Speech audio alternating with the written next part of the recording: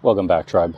We're here enjoying a beautiful day in Bucharest in the park. And today we're going to cover a topic we talked about earlier in the chat today in the private community about overcoming obstacles and why you fail so many times. Well, a lot of us fail, actually. Whether we're pursuing women, whether we're pursuing starting a business, getting a promotion at work, whatever it is, man, anything you chase in life, there is one magic bullet, the secret sauce of why you fail or succeed. And that is overcoming obstacles. It's cliche, sounds very simple and easier said than done.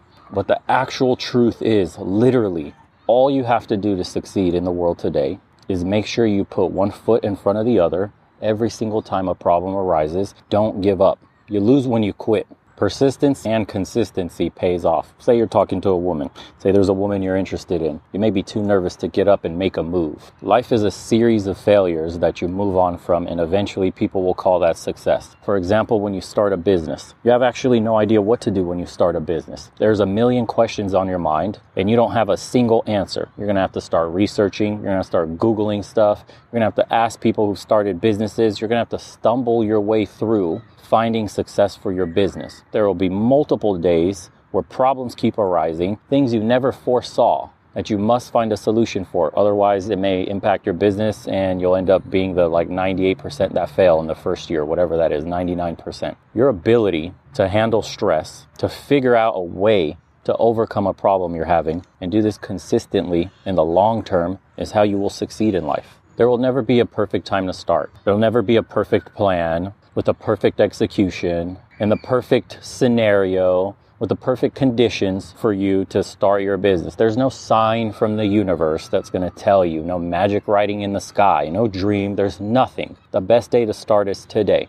Your relationship with failure has to change. It's merely a part of the process, and failing is expected. Not only is it expected, you should want to fail because you learn far more from your failures than you do from your successes. There's nothing to remember when you succeed at something in the first try. It just worked as expected. That's great. Moving on. The brain just puts it in a neat little box in the corner and you forget about it. The pain from failure, the stress from failure, the emotional response you get, all of that is what burns it into your brain and it makes it a worthwhile memory. I've had plenty of these instances when I started my business and I thought we were on the verge of going bankrupt, on the verge of failing multiple times throughout the year until I finally kept working at one problem at a time, solving every issue we had until the problems became less and less prominent and more like nuisances. The cost of doing business. No longer make or break. No longer do or die. That's the position you have to put yourself in. And this kind of thinking is what leads men to success in the workplace where they get promoted. Either if your goal is simple as weight loss in your fitness journey, weight gain, having the body of your dreams, whatever it is, pursuing a woman, all of these things absolutely depend on your ability to consistently manage failure and keep one foot in front of the other. That's literally the magic, guys. Seriously. If there was ever any wisdom to impart about what I've learned or what men far older than me have taught me is that literally I succeeded because I didn't give up. That was it. When everybody else was competing against me, they ended up quitting. The guy who dreamed of building that business never started. He gave up on himself. He stopped when he was almost successful. That dude that got the beautiful girlfriend, same thing. He kept approaching women every single day. He kept working on himself every single day. He made himself more charismatic. He taught himself how to speak, how to behave in public, how to be interesting in conversation. Kept up with his appearance. He kept working at it over and over until finally the little skinny, nerdy, fat looking Dorito Mountain Dew sipping nerd became a little mini Chad. It just takes work, consistent effort, day in and day out, and you can achieve whatever it is you're looking for in life. Most people give up. This is the brutal truth. You fail because you don't try, or when you tried, you gave up too soon. How many of you can look back on your lives and think of a moment where you attempted something, completely sucked at it, but kept going? You didn't give up, you didn't stop, and eventually you got good. Eventually you felt confident to do that new thing. Eventually you became proficient at something. That was through your perseverance. That was through handling failure and stepping forward one day at a time. Eventually you became so good you gained a ton of confidence off of this. Now you enjoy it. This is what it means to master something in life. And if you're afraid to make that leap and try something new or be a newbie at something, or you're already on your way starting a new business, maybe you just got hired at a new job, maybe you just got a new girlfriend, or maybe you're proposing to get married, whatever it is, man, whether you're on the journey or about to start it, think of the alternative whenever some of these tough moments come up. If you're applying for a job and you may be afraid to put in your application because you don't feel like you belong there, or you're not good enough or whatever it is insecurity you have, think of the alternative. The alternative is you don't get the job for sure. You don't potentially change your life for sure. And you will always, until you go to your deathbed, wonder what if the worst thing you could possibly be left with at the end of your days on this planet. What if I did that? What if I attempted this? What if I just tried? What if I just kept going? That pretty girl you're afraid to ask out, that business that you've been thinking about starting, you've been saying it, but you haven't done it. What's the alternative? She shoots you down, fine. The world isn't going to end. Maybe she would have said yes. What if she said yes? You just blew your chance with a pretty girl. What if you started your business? What if your entire life would have changed? What if everything you've ever dreamed of having, you would have had if you just took the leap and worked, started on your goals, and actually persevered through every single problem that comes up? What if you didn't quit this time? What if you kept your diet? What if the diet never started Monday again? You ever wondered how different your life would have been if you've done all the things you've ever dreamed about doing? If you took all the risks you've ever thought about taking? You ever wonder what position you'd be in the world right now? Think about that. We all have these regrets. I have them too. There's a bunch of things that I wish I didn't have the what ifs to. And I had to learn as I got older that it doesn't matter whether you succeed or you don't. Nothing is worse than wondering what if I would have attempted that. It's better knowing and failing than it is not knowing and wondering how grand, how beautiful, how successful that attempt could have been in whatever avenue in your life. A lot of people end up living mediocre, less than mediocre, dreadful lives that they're struggling to get out of bed for.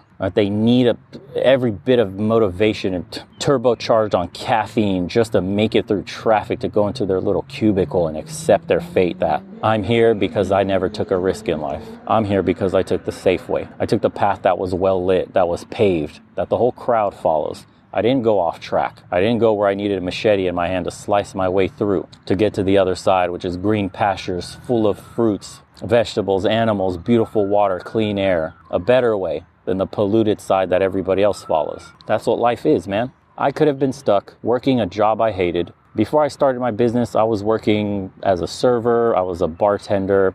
I was working in sales for shitty stores. At one point, I was working at AutoZone. And I remember a moment that I'll never, ever, ever forget. I was standing in the middle of the part aisles, behind the counter, looking at the watch. The manager is next to me on the other side. A few hours before closing, no customers for 30 minutes, an hour now. It's absolutely dead. And we're sitting here on the clock, wasting away, getting paid to stare at parts and wonder if this is all I have to look forward to in life. Am I stuck being a sales associate forever? Is this what I'm peaking at? Is there more to life than this? I had grand dreams of traveling the world, expensive tastes that I could fulfill at any time. Everything you would dream of, the Playboy lifestyle. I wanted it all. I came from nothing, had absolutely nothing, landed in America with just clothes on our back. Was my peak really gonna be staring at the clock until I could clock out from an AutoZone parts store where I felt my soul being drained out of my body? I knew the only way I was going to get out of that situation was if I made a move, a dramatic change in my way of thinking, and started taking some risks in life. Stop listening to everybody else telling you can't do this. It's too risky to do that. What if you fail doing this? It doesn't matter. My own family doubted me. When I wanted to start a business, my own parents were saying, watch out. Hey, you've never started a business before. Are you sure you want to do that? Your closest friends. Very few supported me. I can name one that supported me the whole way through and thought it was a good idea. And guess what? He was the only wealthy one. Everybody else was poor. Everybody else was just used to that scarcity mentality of hiding their money under the bed, never investing it, never spending it to get more in return, just hoarding it away. Why? Because they've accepted less. They've accepted that when things get hard, they need to have a little bit of money stashed away because they never took those risks. They never wanted better for themselves. They just say they did. But once you rip away that consistent, easy money, that paycheck every single week that you get, that's when the fear sets in. That's when the failure starts to rumble around their mind. And that's when they start to freeze in place exactly where they are. This is the problem most people have. The ones that succeed the most are the ones willing to take the most risks, willing to fail the most, and do so consistently. You don't stop after failing once, 2 times, 3 times, 4 times. It doesn't matter. You keep attempting to start a business until one succeeds. You keep applying to jobs until one hires you. You keep talking to girls until one says yes. This is life. It's a game of numbers, and it only rewards those that acquire the most numbers, the most attempts. types, the highest percentages to succeed. It may take you 100 job applications, 1,000 job applications, but you'll hear back from somebody. Don't be discouraged after sending out 5 applications and then decide, oh, I'm gonna throw my hands up. This is useless. Nobody wants to hire me. That's the unemployed broke dude that's never going anywhere in life. Then he's gonna sit at home and play video games all day and say the market sucks. Market does suck. Guess you gotta apply 50 more times, bro. This is how you win. The dude that doesn't have success with women talked to one girl, now he's scared forever. She rejected him, maybe brutally, maybe disinflated his ego. All women are bitches, can't do anything now. Seriously? Or you could be like the other guy that's gotten so comfortable talking to other women that he just does so on autopilot. You know, his phone book is full of numbers. He has a lot of success. The process has become easier and easier for him. Why? Because he kept at it, and he kept getting better, and he kept gaining more confidence, and he started being more successful. This is life, my friend. Same thing with your dreams. They're right there. The difference between you and the man you dream of being, as I've already told you, it's discipline. That's the bridge between dreams and reality. It's that simple. The man you dream of being is the disciplined version of you. It's that simple. Once you realize this, you'll begin taking the steps forward to changing your life. Imagine that. Just hear me for a second. The man you dream of being is the disciplined version of you. The man who has everything in your dreams, the life you want, the material possessions you want, the family life you want, whatever it is you desire. That guy got it, not because he's special, not because some God-given gift. It's because he's disciplined. It's because he's the disciplined version of you. He shows up every single day. He's like the postman. Rain, sleet, snow, doesn't matter. Shows up, mail gets delivered. And making excuses doesn't serve you or anybody else. Stop protecting your ego. Telling people why you failed to do this or why you never started that. Those are just excuses. You're just padding your own bruised self-image about why you couldn't or didn't. And that's okay, brother. You have to understand. The only one you're really hurting is yourself. You're cheating yourself out of the truth. You're cheating yourself out of your own potential. You've broken a simple promise to yourself. Is that the man you want to be? Is that the man you'd want your son to look up to? Ask yourself, if your father or your grandfather or your future sons and grandsons could see you right now, what would they say? Do you think they'd look at you and say, that's a man that's attempted everything he's ever wanted in life. He was fearless, whether he failed or he succeeded, didn't matter. If he wanted something, he went after it. So life rewarded him with everything. Or will they look at you and say, yeah, he tried here and there. He did that one thing, kind of went okay. Then he was a bit dismayed and he kind of gave up on trying. He settled into that new normal. He's comfortable now. He's got a weekly paycheck. He's okay with mediocrity. He's okay with being strangled to death by inflation, strangled to death by companies that don't care about him, that'll fire him in an instant. He's okay, accepting the bare minimum because it's safe there. And as this man is on his deathbed in the hospital, waiting to die, do you know what he's going to be wondering? It's actually very simple. A roulette of images in his mind with the question, what if? We only got one ticket on this earth, and it's a quick ride, boys. Get after it. Okay, so something extra here. So in the private community chats that we had yesterday, I showed everybody this video and asked them for some feedback and actually got some good information. So somebody said it felt a little bit too much like motivation masturbation. They wanted to know more actionable things, steps that they could take to actually fix their situation, not just be pure motivation. So, fair enough. That's actually perfect because two of the most important things are actually visualization and writing down a plan. Let's get into the whole visualization thing first. If you don't at your core, at your self-image, believe in who you're trying to become, there's nothing you can do to actually turn that into a reality.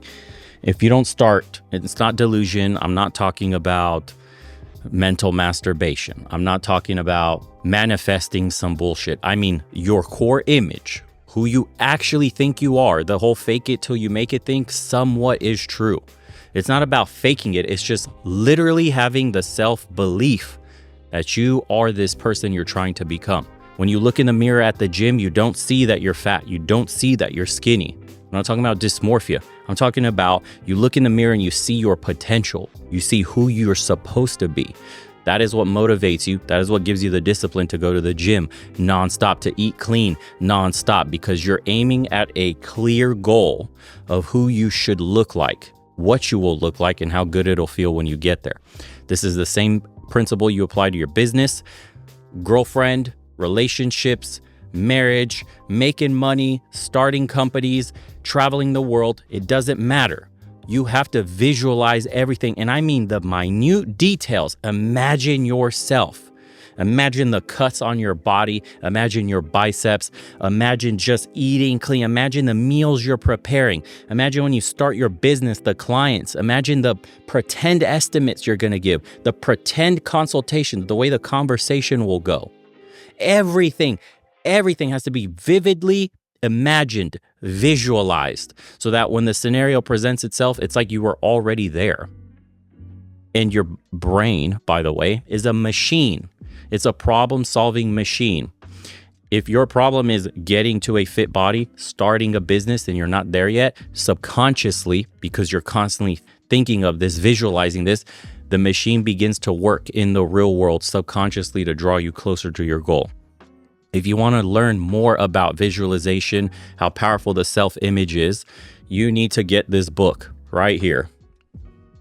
It's called Psycho-Cybernetics by Maxwell Maltz. This is one of the books that changed my life in terms of how I view myself and what's possible from simple mental work.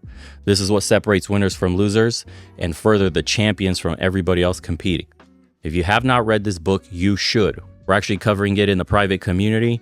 I'm going to post up. I recorded the first 2 chapters that we covered in the group chat, and then we're going to move forward. If you haven't, join the private community, because that's going to be one that will help honestly launch you into another dimension of your life. The next portion of this that's super important, writing down a plan. Do you know where you want to be in 6 months? Do you know where you want to be in a year, 5 years?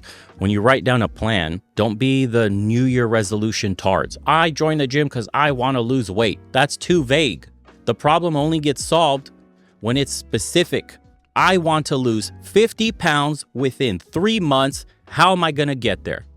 Then you're going to start calculating the amount of calories you're allowed to eat. Then you're going to start calculating how much you need to exercise to burn in excess. Then you're going to calculate exactly what your meal plan should look like every single day. You need to plan this to the T and begin executing every step.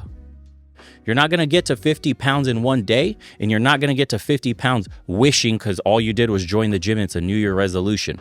The man with the plan will always succeed. So get a detailed plan of exactly what you want. I want to get a job and make money. Not good enough, bro. I want to get a woman. Not good enough, bro. You need to get extra specific. How am I going to get a job? I'm going to apply to 50 different positions. I'm going to take these certifications. I'm going to go talk to these people, get this mentor, and I'm going to do this all within XYZ. And eventually you will get there. You have to be a man with a plan, and you have to visualize yourself doing all these things and acting on them. The universe works in weird ways, man. You ever hear people saying, it's crazy, the harder I work, the luckier I seem to get? Because it's true. You're only poor because you decide to be poor. And this is something they'll never teach you, because they want you to think poverty and being poor is not a mentality. It's simply the system's fault. It's the teacher's fault. It's the community's fault. It's my job's fault. It's everybody's fault but your own. They don't want you to get out of the rat race. They don't want you to get out of the cubicle. They don't want you to escape with your own 2 hands, put in work, and reap the seeds that you're sowing for yourself. The diligent hands are the ones that get rewarded in this world. You can find this kind of wisdom in the Bible, wherever, in the oldest books in the world. They always tell you, you control your destiny as long as you use these. Opportunities only come to those that are looking for them. There's opportunities all around you. Making money, the ability to, is abundant in the world today. There are endless options that are just hitting you every single day that you're not seeing because you're not looking for them. Have a plan, execute, visualize yourself doing it, visualize yourself at the end goal, and everything will come to pass exactly as you see it in your mind.